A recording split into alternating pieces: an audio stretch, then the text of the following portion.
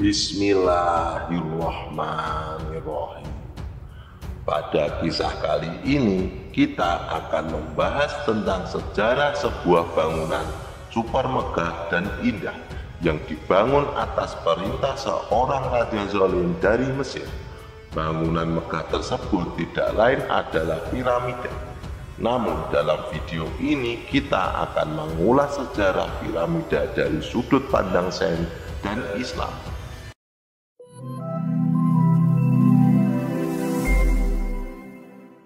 Assalamualaikum warahmatullahi wabarakatuh. Sahabat Superpedia yang dimuliakan Allah, semoga kita selalu dalam keadaan sehat walafiat. Amin. Piramida Agung Giza adalah piramida yang paling terkenal di Mesir.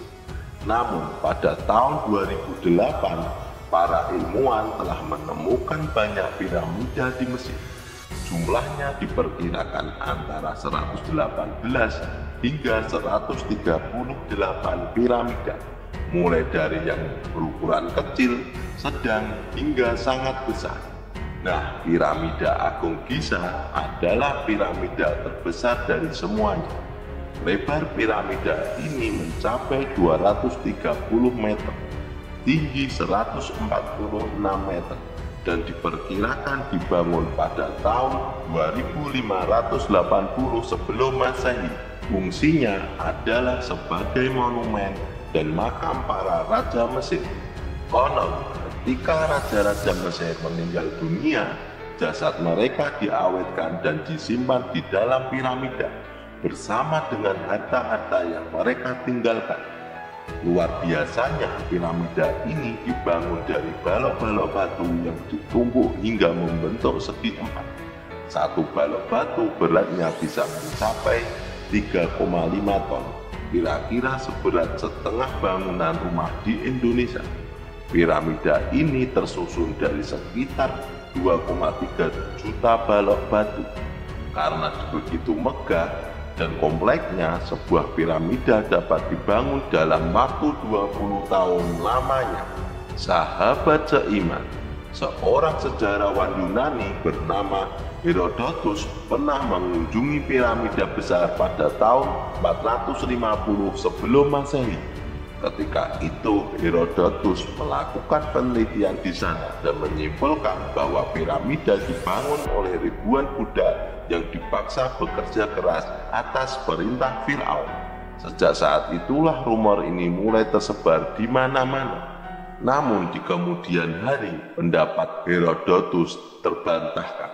Ternyata menurut para sejarawan modern, piramida dibangun oleh 20.000 hingga 30.000 tukang batu yang merupakan ahli dalam bidang perbatuan. Selain itu ada insinyur, arsitek, dan surveyor dan pengrajin lainnya yang turut serta merencanakan pembangunan piramida ini.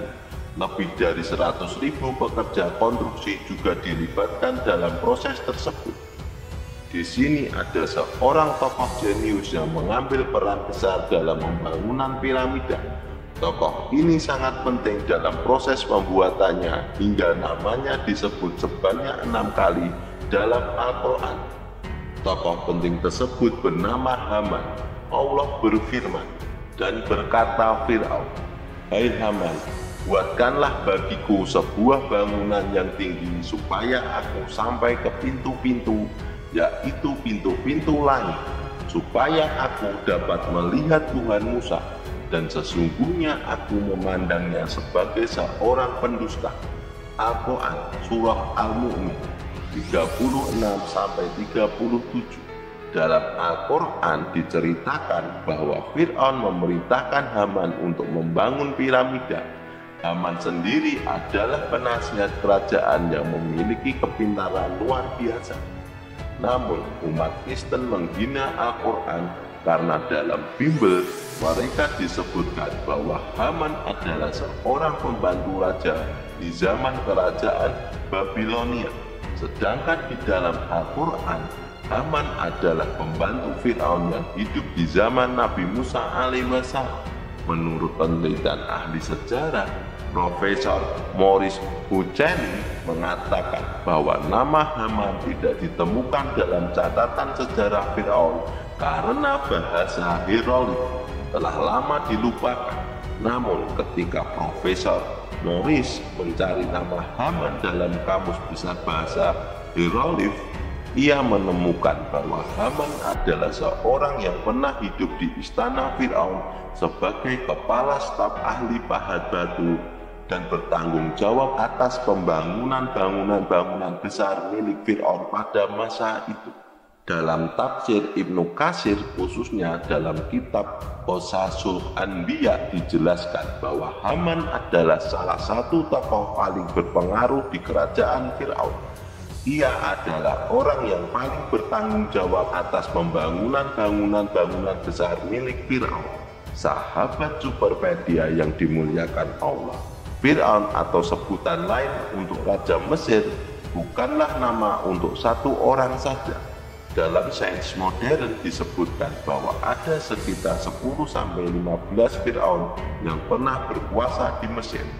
Adapun nama Firaun yang hidup sezaman dengan Nabi Musa adalah Al-Walid bin Musyaf bin Aroyan yang berasal dari Bani Amalek.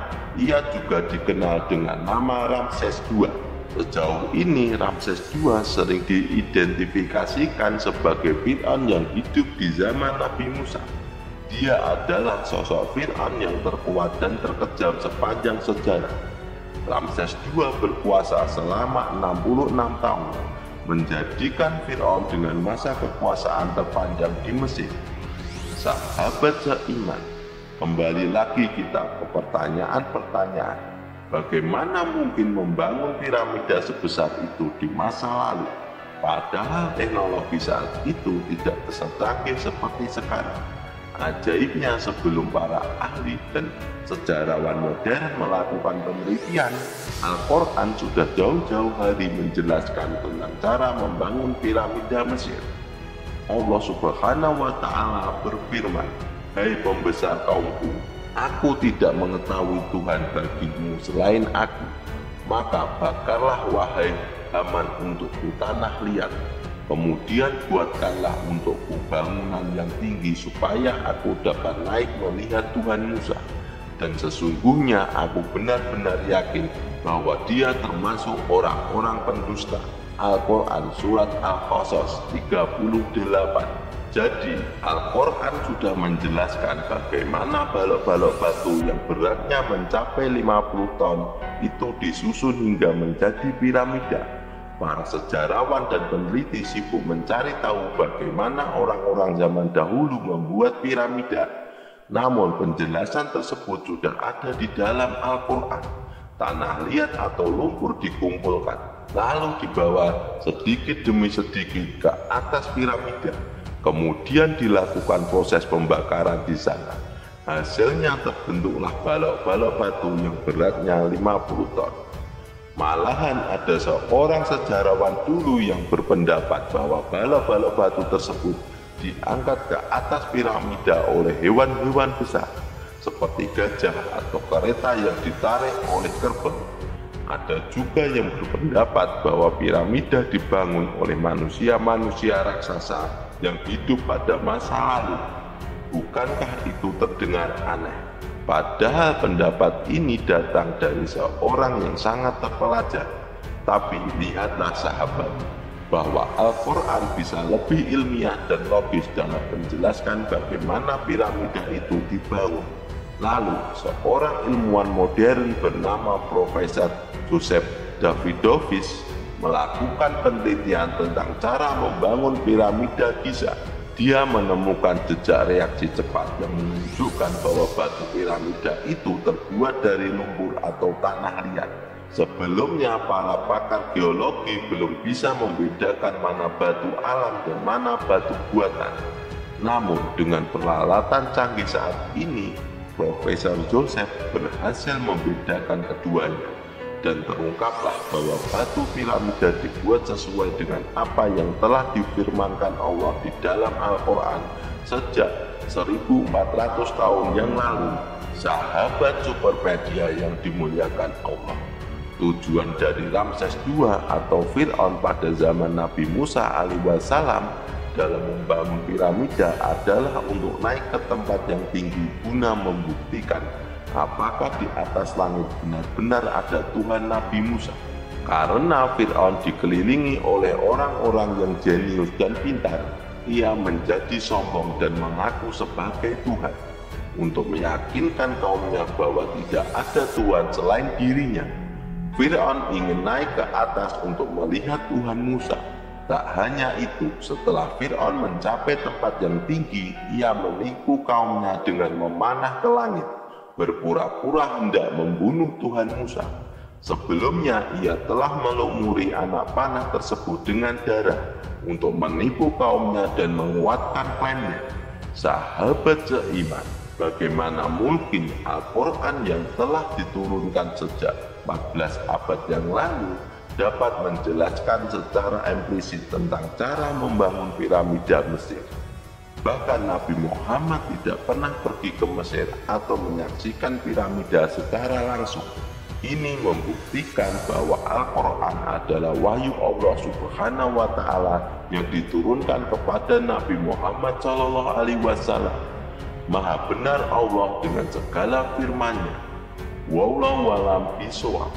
Jadi itulah sejarah tentang piramida Mesir dari sudut pandang Islam. Semoga kisah ini bermanfaat. Lebih dan kurangnya mohon dimaafkan. Yang benar datangnya dari Allah Subhanahu wa Ta'ala, dan jika ada kesalahan itu datangnya dari saya pribadi sebagai manusia biasa. Sampai ketemu di video selanjutnya.